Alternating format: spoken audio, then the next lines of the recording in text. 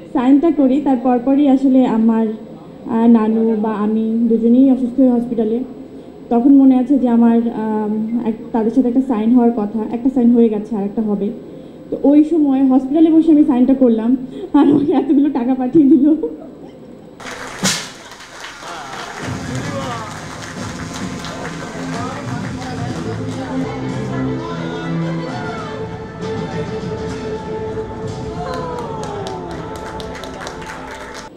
আসসালামু আলাইকুম। আমরা আসলে এখানে যারা আছি সবাই সবার আপনজন। আপনজন কখনো পর হয় না, এটা আমি বিশ্বাস করি, মনে প্রাণে বিশ্বাস করি। আর রিমার্ক যখন এই যে হার্ট শেপের মধ্যে একটা লোগো দেখতে পাচ্ছি আমরা, একটা হাতে একটা হাত, তো এই একটা লোগোই বলে দিচ্ছে, একটা সাইনই বলে দিচ্ছে যে হাত ধরাটা অনেক এত সোজা না, সহজ না, যে অনেক সাহস লাগে, দম লাগে। তো ব্যবসায়ী তো আসলে সবাই এইভাবে ছোট ছোট ক্ষুদ্র ক্ষুদ্র ব্যবসায়ীকে বা উদ্যোক্তা যারা আছেন তাদেরকে হাত ধরার এই যে স্বপ্নটা বা হাত ধরাটা, এটা আসলে অনেক সাহস নিয়েই রিমার্ক আপনজন শুরু করেছে। আর এই আপনজন পরিবারের মধ্যে আমি একজন আপনজন।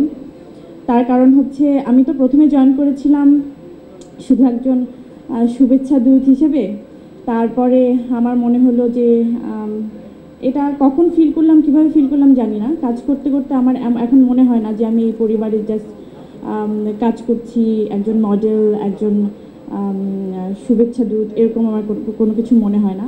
কারণ এমন হয় যে আমি যখন হসপিটালে থাকি, রিমার্ক থেকে আমার প্রথম যখন আমার এইসব কথা আমি কেন জানি ইমোশনাল কথাবার্তা বেশি হয়ে যায় আমার, কারণ আমাদের প্রোগ্রামটার নামই হচ্ছে আপনজন। তো আপনজনের তাদের ব্যাপারটা আমি একটু বলি, যে তারা সবসময় বিপদে মানুষের পাশে থাকতে চায়।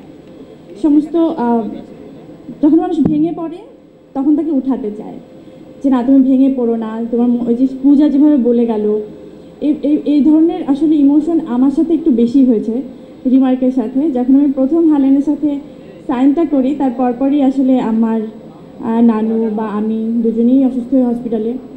তখন মনে আছে যে আমার তাদের সাথে একটা সাইন হওয়ার কথা, একটা সাইন হয়ে গেছে আর একটা হবে।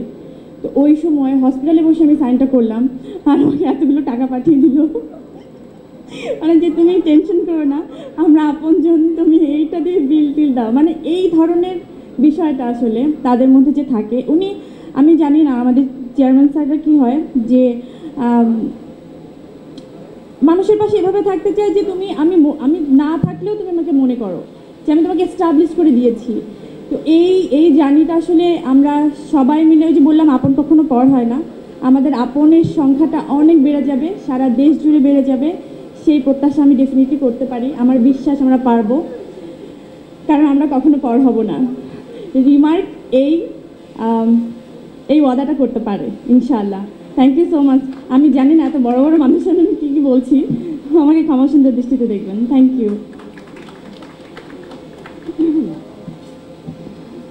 অসংখ্য ধন্যবাদ পরিমণিকে। এবারে যাকে আমন্ত্রণ জানাবো, কিছুদিন আগে আমি একটা বিজ্ঞাপন দেখছিলাম, প্রোডাক্টের নাম না হয় না বলি, তো আমি বিজ্ঞাপনটা দেখে ভাবছিলাম যে আমি